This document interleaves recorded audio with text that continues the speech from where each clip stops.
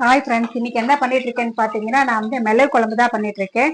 ஒரு வானால எண்ணெய் விட்டு கடுகு, வெந்தயம், கருவேப்பிலை எல்லாம் தாளிச்சுட்டு அது கூடயே பாத்தீங்கன்னா பூண்டையும் நல்லா வதக்கி எடுத்து இருக்கேன். அதோட நம்ம அரைச்சி ஊற்றுற விழுது என்னன்னா தனியா, மிளகாய், கடலைப்பருப்பு, அதுக்கப்புறம் உளுத்தம்பருப்பு, கொஞ்சமா பெருங்காயம், உப்பு, மஞ்சத்தூள் எல்லாத்தையும் சேர்த்து நல்லா வறுத்து அரைச்சி எடுத்து வச்சுருக்கேன். புளியையும் அதுலயே சேர்த்து வறுத்துட்டு மொத்தமா மிக்சி ஜார்ல அலம்பி அதை அந்த பேஸ்டையை போட்டு மிக்சி ஜார் அலம்பின தண்ணியையும் அதில் விட்டாச்சு. ஒரு 10 நிமிஷம் போல நல்லா கொதிச்சு வரட்டும். இப்போ நல்லா தலை கொதிச்சு பூண்டு மிளகு குழம்பு ரெடி ஆயிடுச்சுங்க. இப்போ நம்ம கட் பண்ணி வச்சுருக்கிற கொத்தமல்லி தலையை தூவிட்டு ஒரு ஸ்பூன் அளவுக்கு பச்சை நல்லெண்ணெயை சேர்த்து ஸ்டவ் ஆஃப் பண்ணிக்கலாம்.